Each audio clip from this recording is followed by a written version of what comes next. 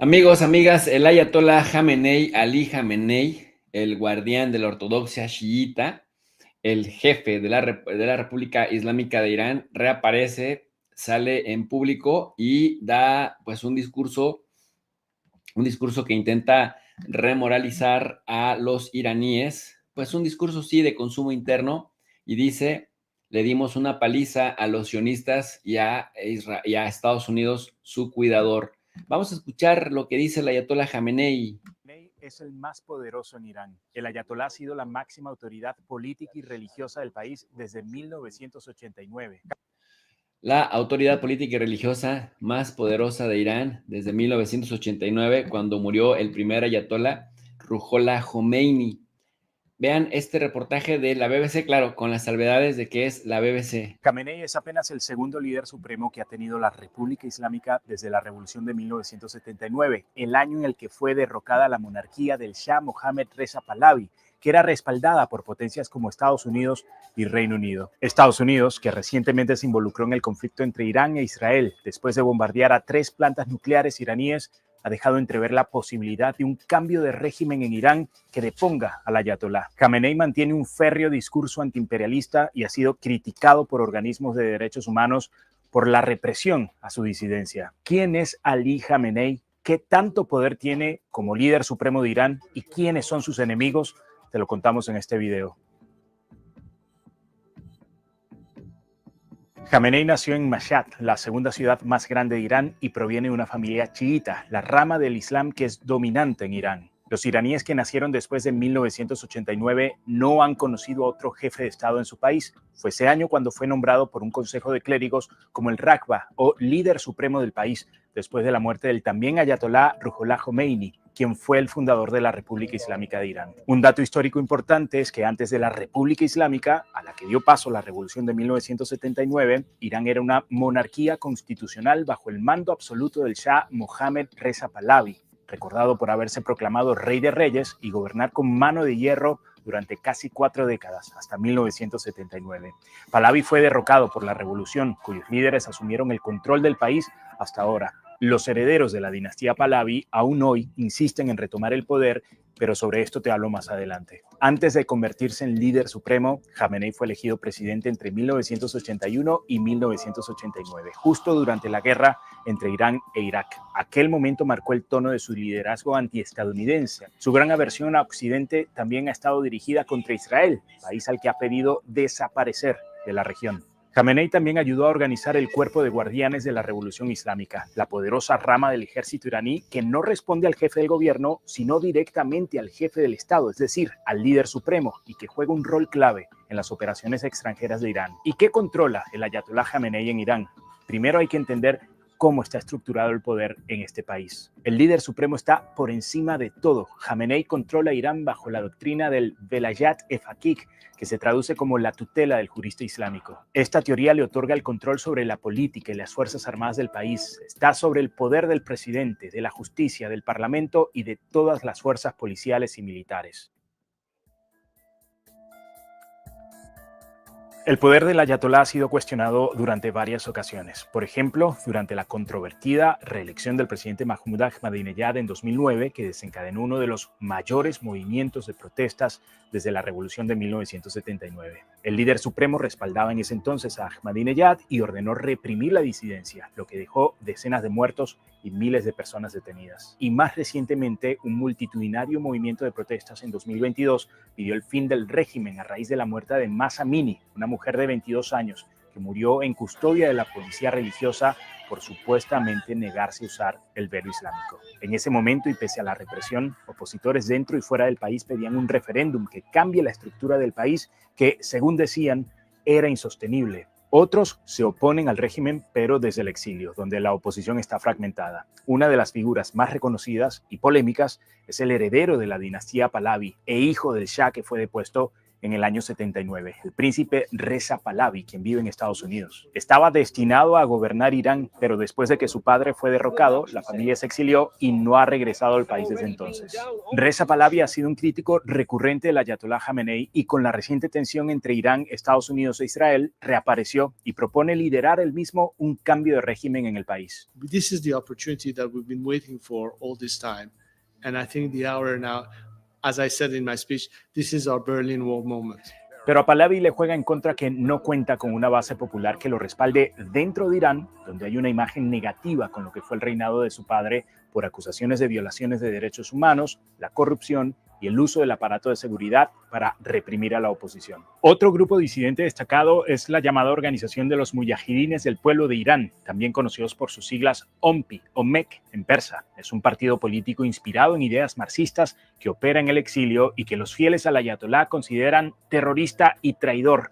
Llegó a tener un brazo armado al que se le atribuyó varios atentados en Irán entre los 80 y 90, pero fueron desarmados alrededor de 2003. De hecho, la Unión Europea los mantuvo en una lista de organizaciones terroristas entre 2002 y 2009 y Estados Unidos los retiró de esa misma categoría en 2012. Su líder, Miriam Rajavi, también dirige el Consejo Nacional de la Resistencia iraní, con sede en Francia, que es una coalición de movimientos opositores en el exilio al régimen del ayatolá. Pero los mujahidines tampoco tienen el apoyo de muchos iraníes porque miran con recelo el apoyo que llegaron a dar a Saddam Hussein cuando el país se fue a la guerra con Irak en los años 80. Así, el ayatolá Ali Jamenei ha sido el hombre más poderoso de Irán, con control casi absoluto en cada institución del Estado en las últimas 3 décadas. Bueno, y cuando aquella revuelta prodemocrática del 2022 ocurrió, nosotros aquí hicimos un video sobre cómo fue que la revolución islámica se consolidó en el poder. Te dejo el link por acá. Bueno, esta es la versión de la BBC de el ayatolá, que con algunos matices en general es correcto. El ayatolá Jamenei aparece, pues, como les decía, y proclama la victoria. Lanza mensajes en todas sus redes sociales, en sus cuentas verificadas y dice: mis felicitaciones por la victoria de nuestro querido Irán sobre el régimen estadounidense. El régimen estadounidense entró directamente en la guerra porque creía que si no lo hacía, el régimen sionista sería completamente destruido. Entró en la guerra para intentar salvarlo, pero no logró nada. Dice también el ayatolá: con ese alboroto y todas estas reivindicaciones, el régimen sionista quedó prácticamente noqueado y aplastado bajo los golpes de la República Islámica. Y miren, les pongo, digamos, esto porque aquí podemos apreciar cómo los liderazgos, para evitar la decepción de la gente, tienen que salir a decir algo. Es cierto, Irán le puso unos golpes muy duros a Israel. Nunca en la historia de Israel como Estado, nunca lo habían noqueado de esa manera, eso es verdad. Pero también es cierto que a Irán tampoco. O sea, a Irán tampoco lo habían golpeado tanto como lo golpeó Israel y como lo golpeó Estados Unidos. De hecho, hay bastantes informes de que fue Estados Unidos el que estuvo operando muchísimo en la defensa de Israel. Así que es cierto, con algunos matices, Israel sí castigó bastante a Irán, pero Irán también a Israel. Pero decir, les ganamos, los aplastamos, los dejamos inservibles, como Netanyahu dijo de Irán: acabamos, aplastamos con sus misiles, su sistema balístico ya no funcionará. Eso es falso. Tan funcionó que el último día Irán les mandó una andanada salvaje de misiles que al parecer a Israel le costarán como unos 5 o 6 mil millones de dólares los daños que le crearon en las diversas ciudades. Pero también es cierto que Israel golpeó durísimo a Irán, matándole militares de alto rango, científicos nucleares y las instalaciones que retrasaron el programa nuclear. Eso también es cierto. Entonces, ¿qué se considera victoria y qué no? Esto dice el ayatolá Ali Jamenei. El presidente de Estados Unidos dijo en uno de sus discursos que Irán debe rendirse. Ya no se trata del enriquecimiento de uranio ni de la industria nuclear, sino de la capitulación de Irán. Quienes conocen a la nación iraní perciben con ironía la palabra capitulación. Un país con tanta grandeza, tanta historia, tanta cultura y una férrea voluntad popular. Pero su declaración reveló la verdad. Ellos inventan diferentes excusas, pero la esencia es la misma, la capitulación de Irán. Anteriormente, Ali Khamenei destacó en su red social X que su nación ha ejercido un duro golpe. Mientras tanto, medios occidentales destacan que Washington necesitará varias semanas para evaluar las consecuencias de los ataques contra la República Islámica. Aún no hay información sobre la magnitud de los estragos en las instalaciones nucleares luego de los disparos. Tampoco se conoce si Irán pudo haber trasladado material nuclear a otro lugar antes de los bombardeos estadounidenses. Recordemos que se filtró un reporte del Pentágono que señala que las agresiones de Washington y Tel Aviv no lograron destruir las plantas nucleares iraníes. Por su parte, Donald Trump ha rechazado dichas afirmaciones y comparado los ataques contra Irán con los de Hiroshima y Nagasaki. Además, Irán aprueba un proyecto de ley para suspender la cooperación con la Organización Internacional de Energía Atómica. Desde Rusia destacan que se están destruyendo los cimientos de la estabilidad estratégica en el mundo y llaman a neutralizar los intentos de fuerzas hostiles en la región.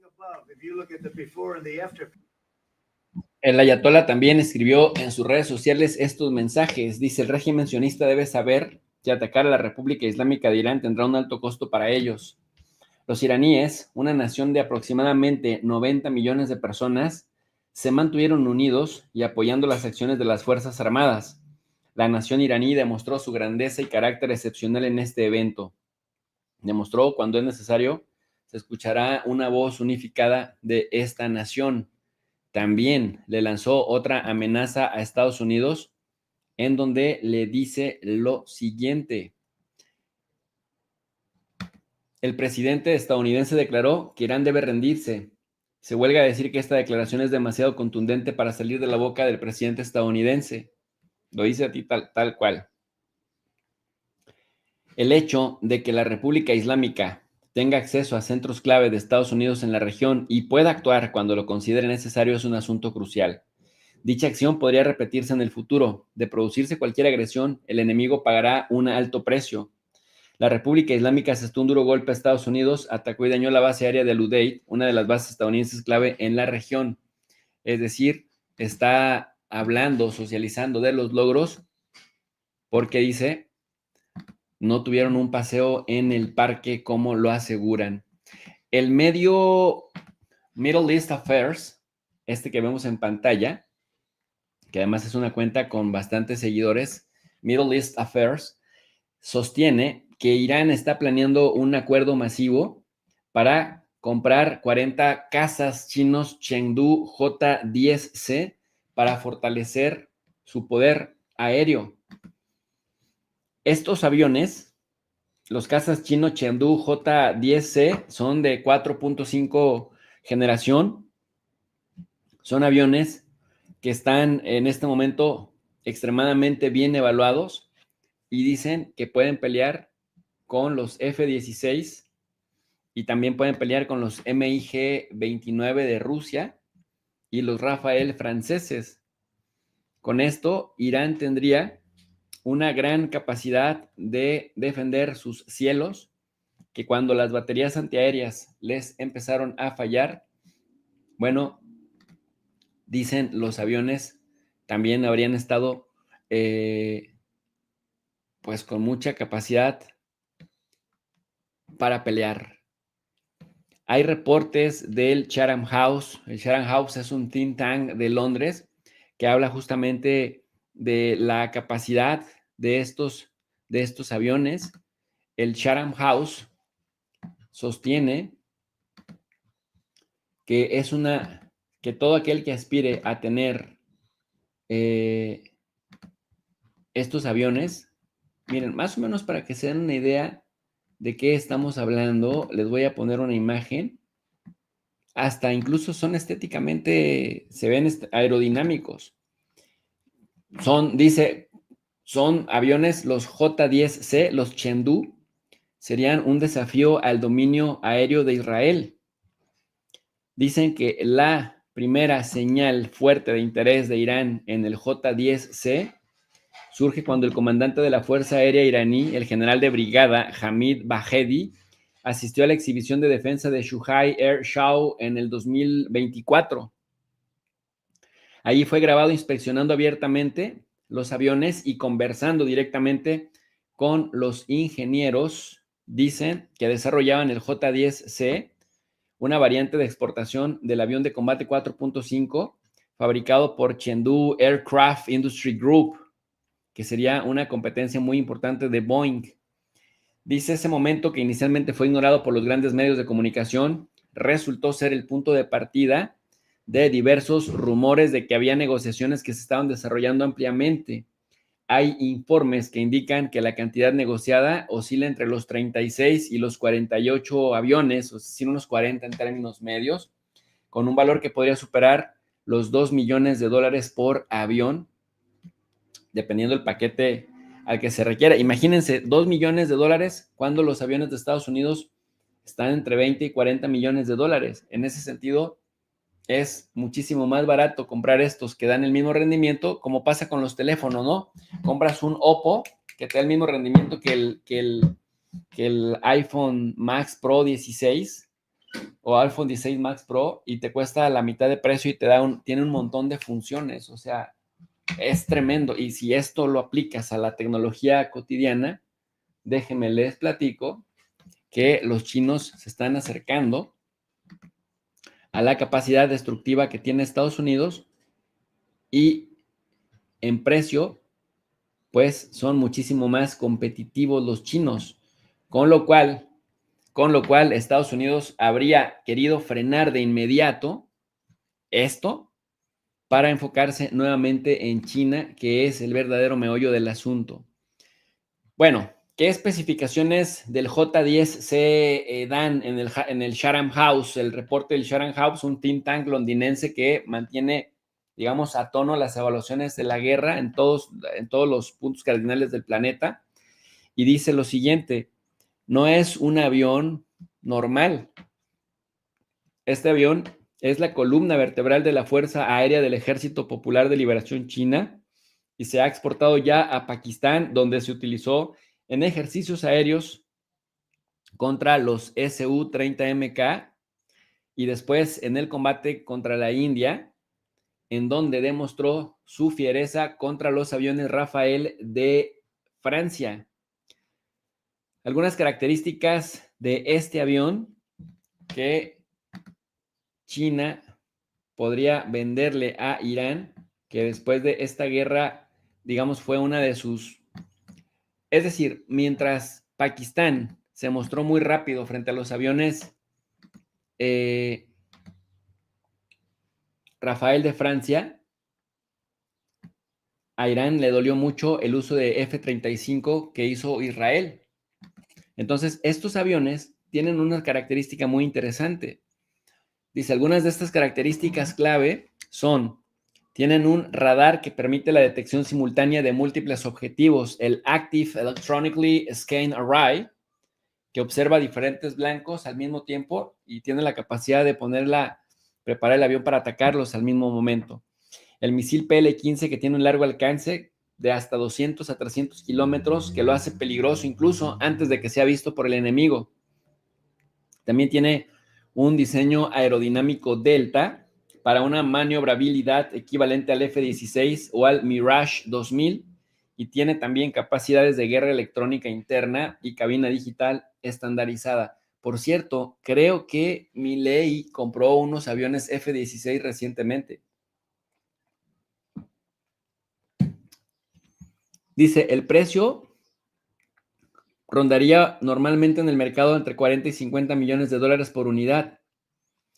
Sin embargo, el J-10C se considera una solución eficiente letal, pero los países buscan equilibrar la superioridad aérea sin tener que depender de las alianzas occidentales y, dicen, sin tener que depender de estar constantemente comprando. Pero generalmente los chinos tienden a enviarles material de calidad a precios que no les lastimen.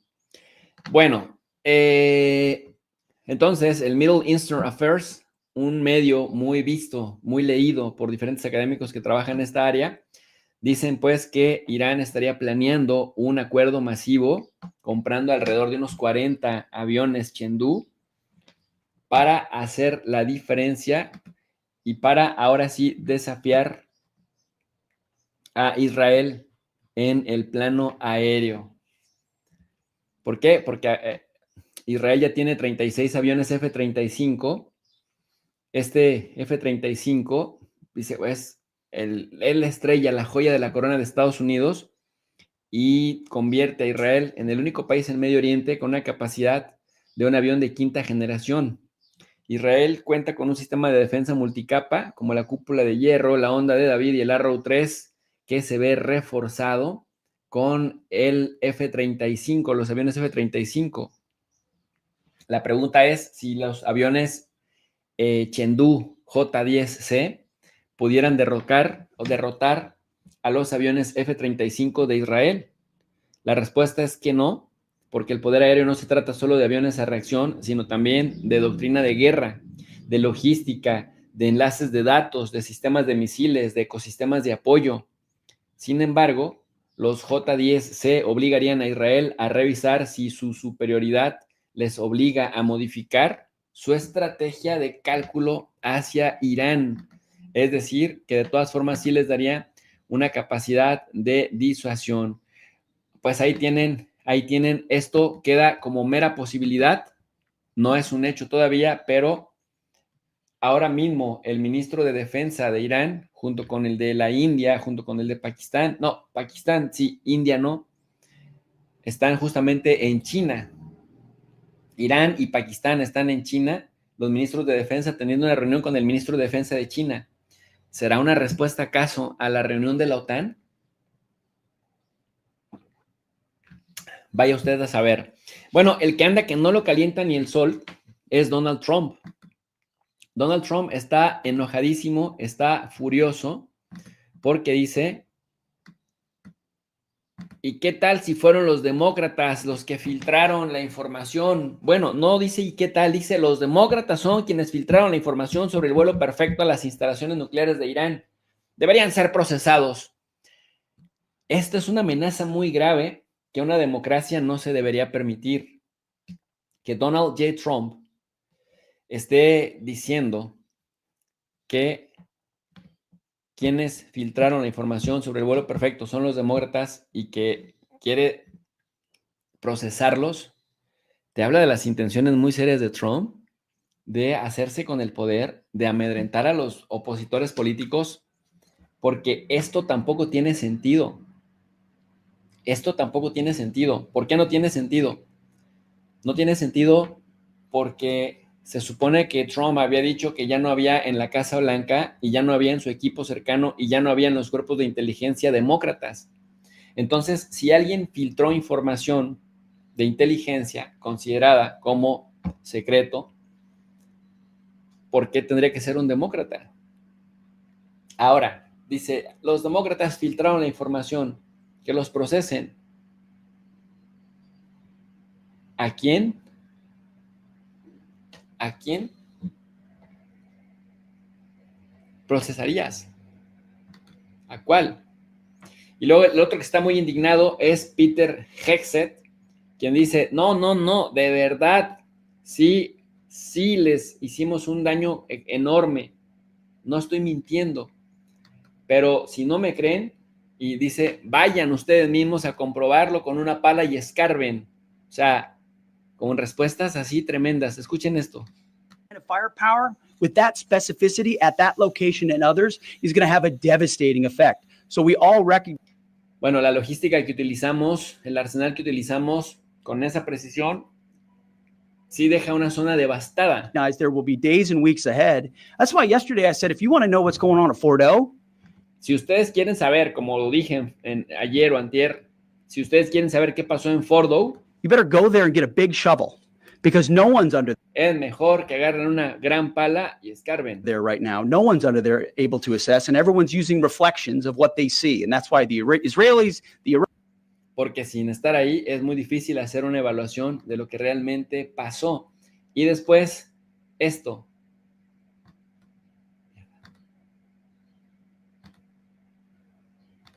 Doesn't matter what Senator Murphy thinks about me or I think about him. Here's where we're at. The program was obliterated at those three sites, but they still have ammunition. I don't know where the 900 pounds of highly enriched uranium exists, but it wasn't part of the targets. Bueno, lo que Lindsey Drácula Graham, este señor que se alimenta de las guerras, este señor que se alimenta de ir por ahí buscando pleito, este señor que se alimenta por ahí de ir pues provocando todas las guerras y además jactándose de que está genial, dice, mira, no importa si aplazamos, si retrasamos, si dañamos, si destruimos o no, esto, lo verdaderamente importante, dice Lindsey Graham, es que estos van a querer bronca en muy poco tiempo y ahí tenemos que estar pendientes. Es decir, para Lindsey Graham cayó como balde de agua fría que Trump hubiera parado esto y que dijera, ya, aquí, porque Lindsey Graham quería que fuera una guerra espectacular, grandilocuente, apologética, pues. El senador de la muerte. Y la vocera de la Casa Blanca dice lo siguiente. The Iranian regime was weeks away from being able to produce a nuclear weapon that would threaten the entire world before President Trump took this decisive action on Saturday night to obliterate their nuclear capabilities.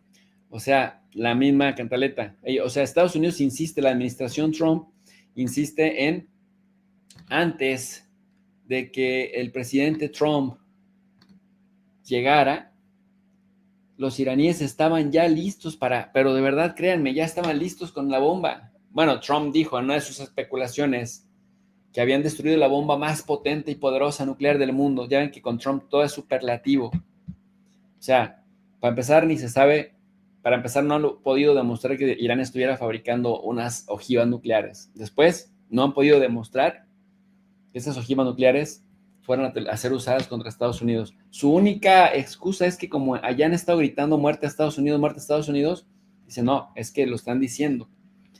Pero eso se sabe que es un suicidio, que los iraníes intentaran algo con Estados Unidos.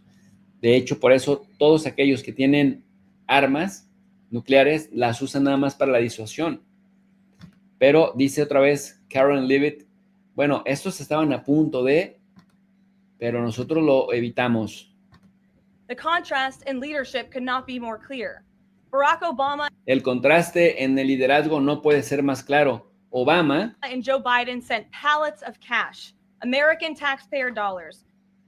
Con Obama y Biden quisieron comprar la voluntad iraní. Los contribuyentes pagaron sus dólares In a failed attempt to buy the Iranian regime's compliance with para comprar la voluntad del régimen iraní y que no siguieran adelante con su programa nuclear. a weak and ineffective deal. Pero esto fueron acuerdos pues muy defectuosos. President Trump sent a fleet of American warplanes to En cambio, el presidente Trump, que está así todo fortachón, todo vigoroso, mandó unos avioncitos a destroy Iran's ability to produce a nuclear weapon. En cambio, Trump mandó unos avioncitos así bien mamalones a acabar con las capacidades nucleares iraníes. Por eso, déjenme les muestro esta fascinante sátira política que acaba de publicar Mirko Casal en Ahí Les Va. Les invito a que se suscriban a su canal en todas sus redes. Rendición incondicional, Irán. Junto a Israel sabemos dónde bombardear a tu supremo líder. Vamos a borrar tu programa nuclear en un solo ataque, Irán. Alto al fuego inmediato entre Irán e Israel. God bless a ambos pueblos. Y todo se logró por la política de paz por la fuerza. Gracias a mí, el presidente más pacífico de la historia de Estados Unidos. Solo espero que nadie se dé cuenta del porqué de este giro de 180 grados en una semana.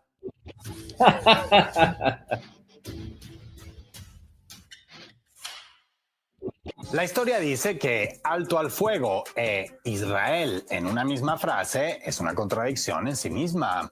La palabra de Tel Aviv en estas situaciones vale lo mismo que la de alcohólico en el bar de la esquina diciendo la última y nos vamos. 2 días después de bombardear 3 instalaciones nucleares iraníes, Donald Trump anunció un alto al fuego total y completo entre Irán y la entidad israelí. Los primeros minutos del cese de hostilidades se siguieron produciendo ataques negados por ambas partes, a los que un visiblemente enojado presidente estadounidense reaccionó aseverando que Teherán y Tel Aviv no saben what the fuck están haciendo. Palabras del presidente of the US of A, no nuestras. El mismo Trump, que una semana atrás fanfarroneaba de una inminente rendición total por parte de Irán y amenazaba que podían matar a Ali Khamenei si así lo querían, terminaba tratando de vender un aparente empate en la prórroga como una goleada histórica de su gobierno, con él ejerciendo de magnánimo árbitro. Pero más allá de los habituales exabruptos y pretenciosidades del mandatario estadounidense y de lo que dure la tregua, ¿realmente este alto el fuego es reflejo de un empate entre iraníes e israelíes? ¿O puede hablarse de algún ganador y hasta qué punto? En este tipo de conflictos, ambas partes suelen proclamarse ganadoras absolutas, pero cuando se mira atentamente, no siempre lo hacen con el mismo convencimiento ni datos que lo respalden. Así que analicémoslo con calma. Primer punto. Todo apunta a que el objetivo principal de Tel Aviv y Washington en su agresión contra territorio iraní no fue alcanzado. No lograron acabar con el programa nuclear de Irán. Según varios informes, incluso uno interno de inteligencia estadounidense recientemente filtrado, el daño infligido a las instalaciones fue superficial y sin duda atrasará unos meses los planes de Teherán, pero nada de obliteración, tal como sigue insistiendo Trump. Los bombardeos israelíes asesinaron a varios científicos nucleares iraníes y sus familias, incluidos niños, pero la nación persa tiene gente formada de sobra para continuarlo y así anunció oficialmente que lo hará. En el otro lado de este aspecto, el programa nuclear armamentístico israelí es ahora más vox populi que nunca, gran parte gracias al empeño de Tel Aviv en poner el foco en Teherán y hacerlo por la vía armada. Buscando señalar la paja en el ojo iraní, los israelíes terminaron logrando que medio planeta vea la viga de uranio que tienen metida en el suyo propio. Segundo punto. El mito de la invencibilidad israelí quedó en entredicho por ser suaves. Tras los primeros ataques israelíes que asesinaron varios altos cargos militares de Irán, Teherán se repuso y fue contestando cada día con mayor dureza. Durante 10 días, los misiles balísticos iraníes golpearon a diario Tel Aviv, Haifa y decenas de objetivos en los territorios que las autoridades israelíes claman como propios. La famosa cúpula de hierro fue más bien un queso gruyère con un costo de miles de millones de dólares. Según varios analistas militares, Teherán ni siquiera desplegó todo su armamento, sino que lo dosificó para llevar a sus agresores a una guerra de desgaste que no podían sostener no ya por varios meses, sino ni siquiera por varias semanas. La capacidad misilística iraní, otro de los objetivos a destruir declarados por Tel Aviv, no solo no fue anulada, sino que se mostró incluso más poderosa de lo esperado, hasta tal punto que Trump confesó, tras la tregua, que en los 2 días previos al alto al fuego en especial, los israelíes habían sido duramente golpeados por Irán. Obviamente, la nación persa también sufrió graves pérdidas humanas y materiales en este intercambio de golpes, pero los israelíes se dieron de dientes con la sorpresa de que no es lo mismo bombardear niños y bebés palestinos después de encerrarlos en un gueto que tratar de hacer lo mismo con Irán. Tercer punto. No hubo ningún resquebrajamiento social en Irán ni levantamiento contra las autoridades, sino todo lo contrario. A pesar de los anhelos de Tel Aviv y Washington, que incluso llegaron a desempolvar disimuladamente la olvidada figura del Guaidó persa Reza Pahlavi, los iraníes no se levantaron contra el régimen, sino que se blindaron en torno a su sistema. Los bombardeos gringo-sionistas sirvieron para acercar posturas en la sociedad iraní, con los sectores más reformistas y los más conservadores dejando de lado sus diferencias para ejercer juntos la defensa de su patria. Debido a los 12 días de agresión, muchos iraníes de las capas más occidentalizadas de la sociedad están variando sus posturas ante un ataque por parte del norte global que da la razón a la versión oficial de las máximas autoridades respecto a quiénes son los auténticos enemigos y dónde hay que buscar amistades duraderas. Pues ahí está la excelente sátira con la que cuestiona Mirko lo que pasó y lo que está sucediendo. digamos, todavía en curso. Este canal israelí publica algunas standing imágenes. outside one of the 4 impacted sites from this Iranian ballistic missile attack that happened in the very early morning hours. As you can see behind me, these buildings took. Bueno, los daños causados en Israel después de los bombardeos iraníes. Fíjense que esta mañana, así sin querer, me tocó ver un fragmento de una entrevista que le hace Jordi Wild en The Wild Project a Fonseca, el que salía antes en este canal, un peloncito barbón, el que dice, pero antes un poco de historia.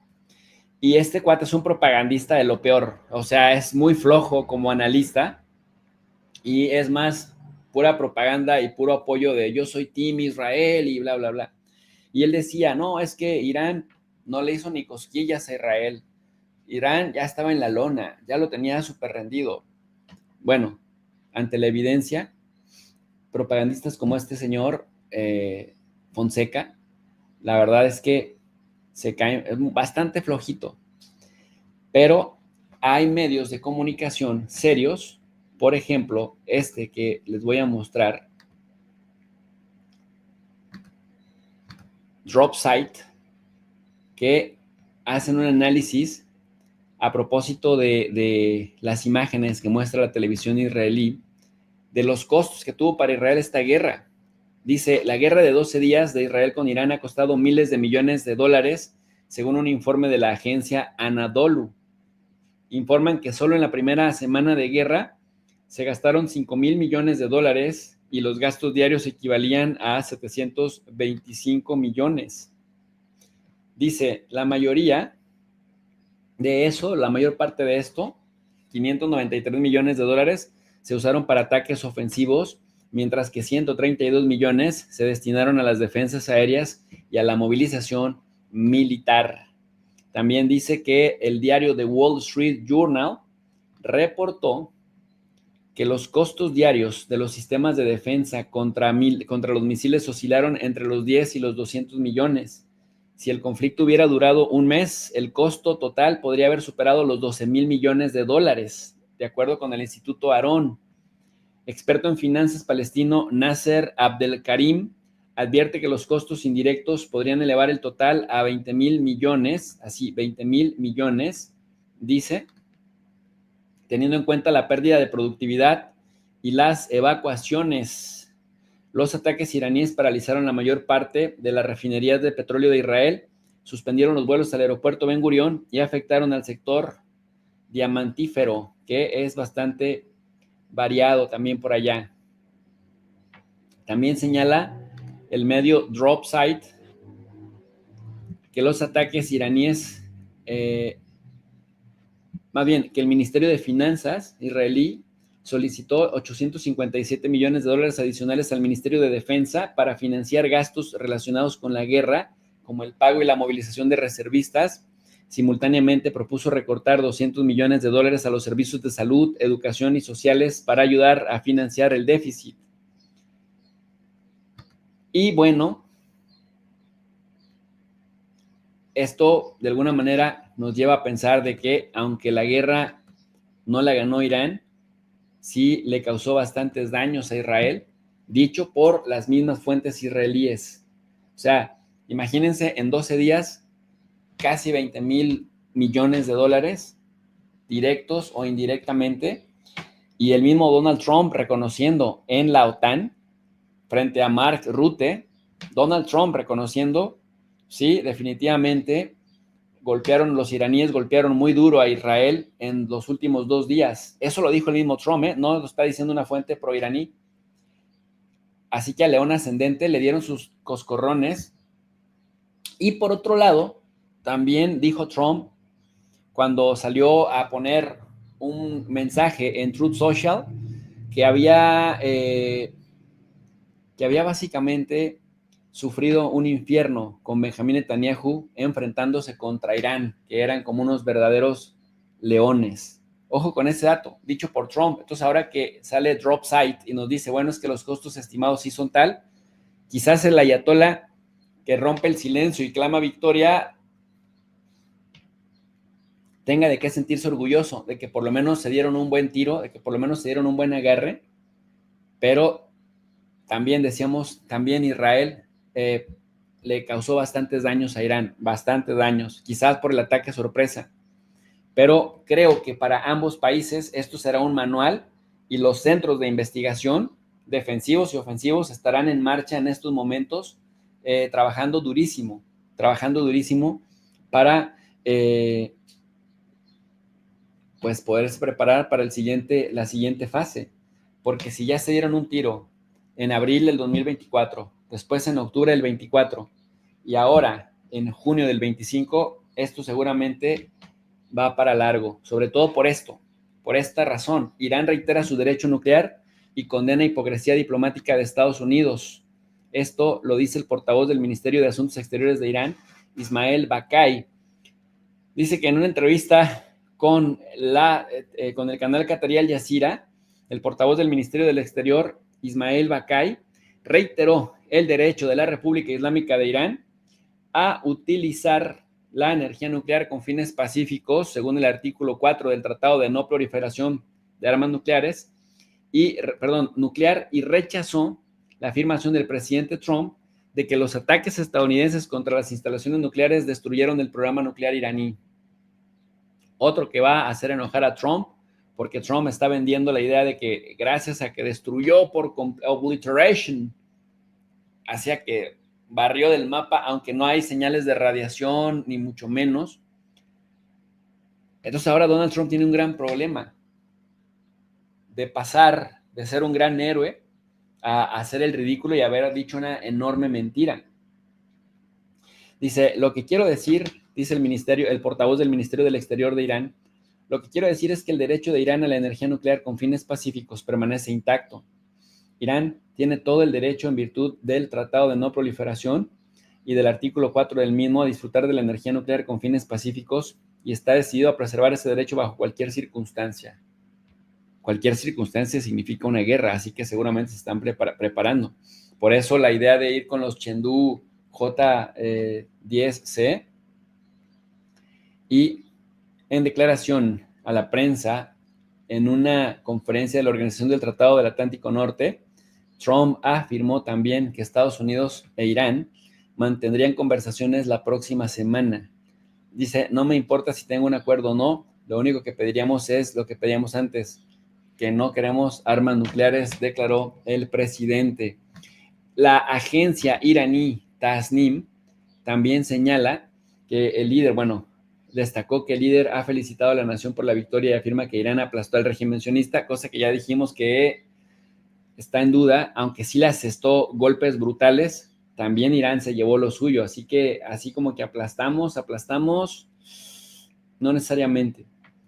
Pero es cierto que esto va a cambiar la persuasión, la idea que se tenía de la invencibilidad de Israel, que ese es el asunto que está en juego. El domo de hierro que todo el mundo decía es impenetrable, nadie puede hacerle nada a Israel porque tiene tecnología pura y dura, es lo máximo. Bueno, pues ahora eso ya queda en entredicho, porque en ese sentido Irán sí tiene razón, pero en el que aplastamos, así como aplastar, pues no, porque para empezar, al final también hicieron un ataque telegrafiado a las bases de Estados Unidos en Qatar y a la de Irak, entonces fue más bien un guiño para decir, también estamos dispuestos a la paz. Así las cosas, mis queridos alumnos digitales. Déjenme también les comparto que el diario estadounidense The Washington Post publica en su portada principal que el Pentágono detalla el bombardeo de Irán en medio de dudas sobre el alcance de los daños y dice también el alto el fuego en Irán da lugar a nuevos llamamientos a un acuerdo para poner fin a la guerra en Gaza. Ellos le siguen llamando guerra en Gaza a pesar de que observamos que no es una guerra, sino más bien la palabra G, que es pues es una tragedia pues para la humanidad, que en pleno siglo XX y siglo XXI, después de lo que pasó en el siglo XX, en pleno siglo XXI, estamos atestiguando lo que está sucediendo y todavía estos descarados se atreven a decirle, pues así. Por acá nos manda un apoyo Lidia Ugalde. Gracias, dice un granito de arena. Muchas gracias, querida Lidia.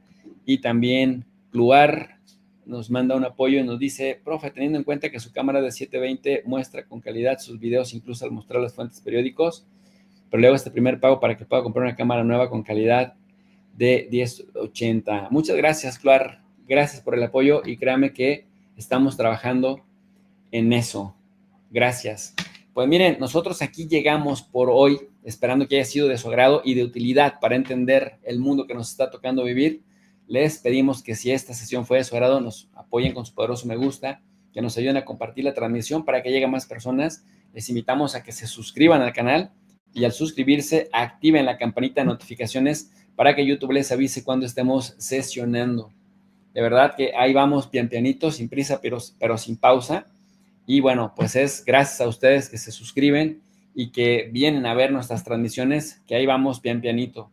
Gracias a quienes nos apoyan a través de PayPal, nos hacen la diferencia. Ahora que YouTube no nos ha pagado, a casi todos los youtubers mexicanos, no sé si por ahí ya vieron en las tendencias de las redes sociales, YouTube no le ha pagado a ningún youtuber mexicano, así que sus apoyos a través de PayPal nos han hecho la gran diferencia. Así que gracias por ello. Aquí abajito dejamos un link y quienes nos gustan apoyar, bueno, pues ahí se los agradecemos de todo corazón.